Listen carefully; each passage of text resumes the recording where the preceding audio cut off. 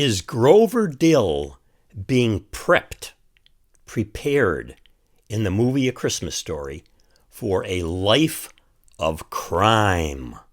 Grover Dill, a criminal, adult criminal in life. Is that? Well, I've got something to share with you that I got from the screenwriter on this that is really fascinating. First, watch this.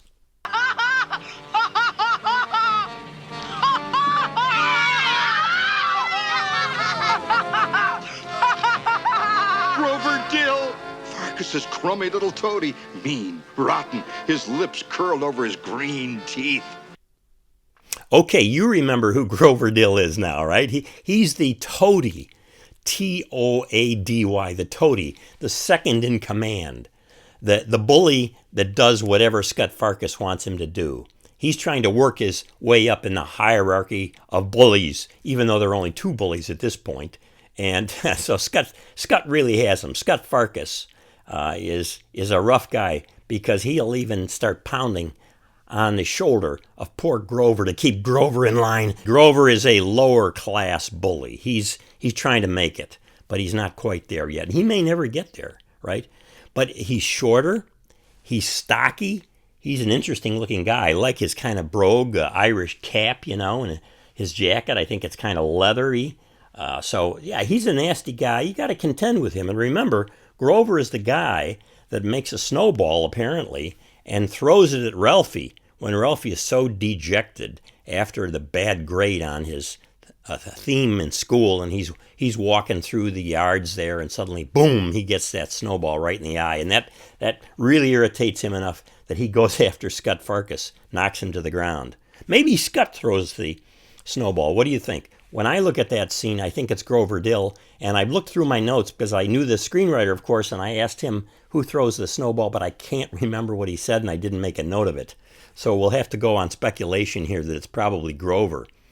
But this is what Gene Shepard, the screenwriter, told me about Grover Dill. He's being prepared for a life of crime. He's being prepared for a life of crime. Not only that, Gene said to me the perfect position for him would be as a hitman for the mob. A hitman for the mob. Can you imagine Grover Dill?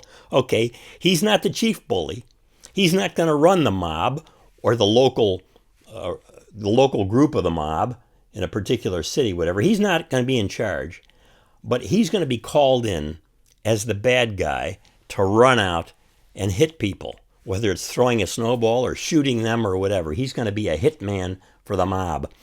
When you watch the movie next time, think of Grover Dill in that way. It's really fascinating. Now, here's another fascinating aspect of Grover Dill. In Shepard's work about bullies, much of what he wrote and in the stories he told, the bully was Grover Dill.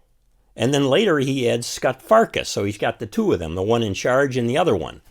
So in Gene's own mind for a long time, Grover Dill was the great guy, the great bully that everybody had to contend with and you had to watch out for. In my neighborhood, by the way, the bully was Jimmy B. I won't say his last name in case he's still around, but where I grew up in the Chicago area, Jimmy B was a rough one. And I'll put a link here to the video, too, where I talk a little bit about bullies and what was so funny about Jimmy B. I don't think he was being prepared for a life of crime. He was being prepared for a life of comedy because he had a quirky aspect to the way he was a bully. So look for that link if you're interested in that. Bullies, they'll always be with us, Gene Shepard said to me.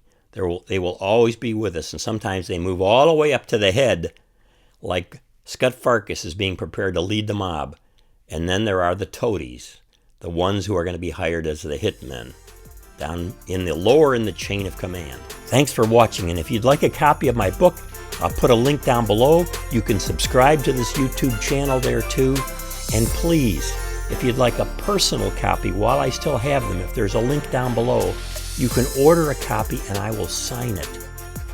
Your friends and family will open the book and see it signed just for them. In fact, tell me how to sign it. Thanks so much.